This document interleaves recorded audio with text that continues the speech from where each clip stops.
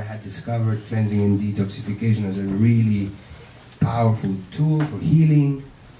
And one of them stopped me and said, "Do you have a book proposal?" And I said, "Sure." And I said, "Well, we are leaving tomorrow for San Francisco, that's where our main offices are, and we're in this hotel. If you could please drop it off." And I said, "No problem. I'll have it ready in a couple of hours." So I ran home, I got on the computer and Googled how to write a book proposal. And I was really lucky. I downloaded this 5 or 6 step instruction manual that asked the right questions, like, who are you to write this book? What do you know about it?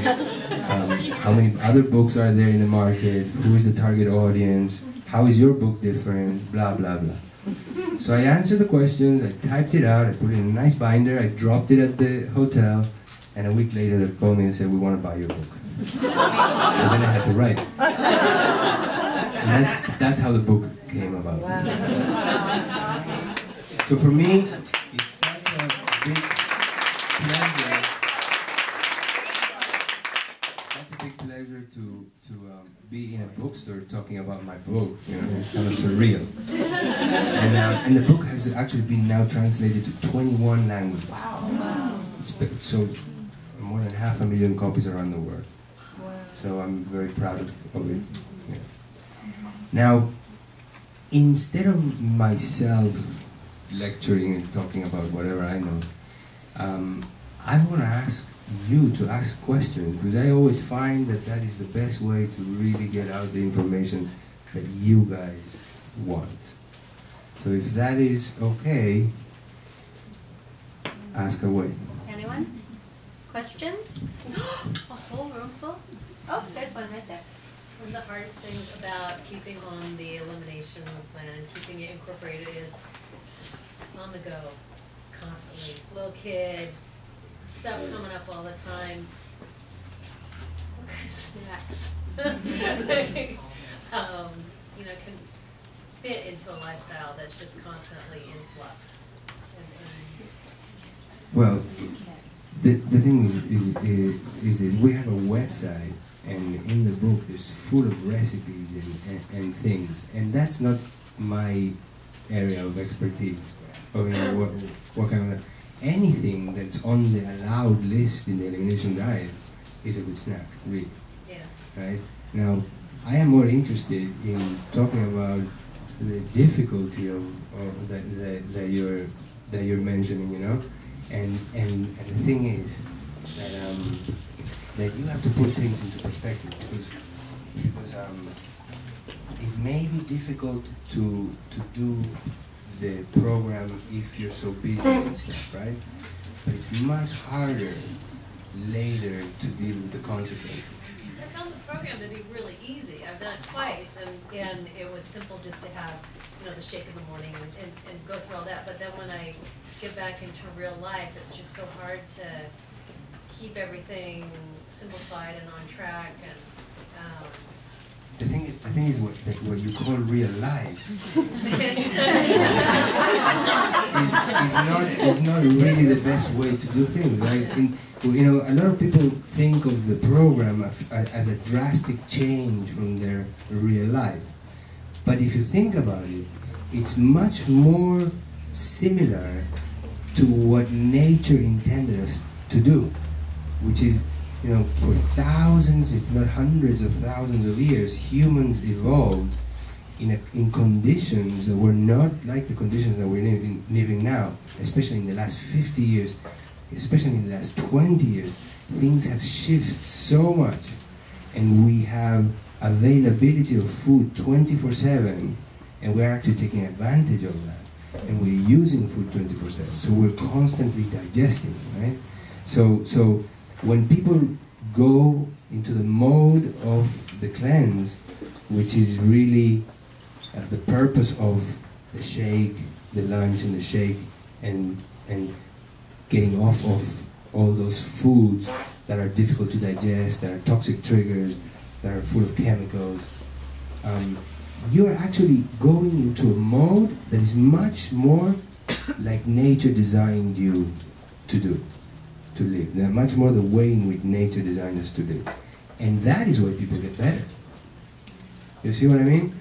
So once you do the program and you're feeling so good, my hope really is not that you just do the 21 days and then go back to whatever you were doing before, but that maybe I shift your mind into realizing that breakfast, lunch, and dinner and snacking in between is just only a cultural construct that we've created for keeping restaurants open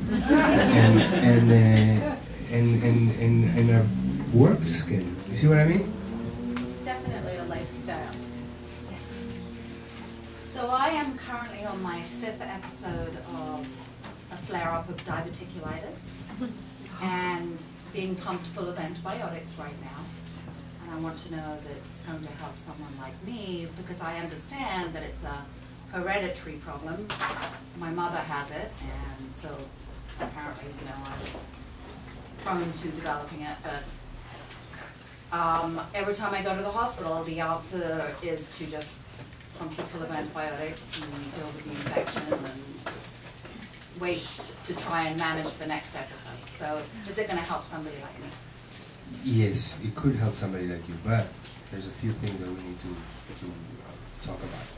And one of them is that because your parents had it and because maybe you have the genes that predispose you to have any disease, and we're talking about diverticulitis in her case, but this applies to any disease that the genetics affect. Genes are not a sentence written in stone. It's important for everybody to know that genes can be turned on and off. Everybody has the gene for something and the gene anti-something.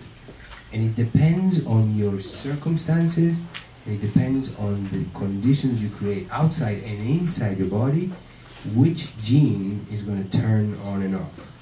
So the way that you've been living, the way that you've been eating, has probably turned the gene off for the manifestation of whatever problem you have. And it's the same. And of course, there's some genes that have a stronger predisposition, a stronger force of manifesting, so they manifest at a less level of exposure to certain problems. Right? But any gene really, most genes really can be turned on and off.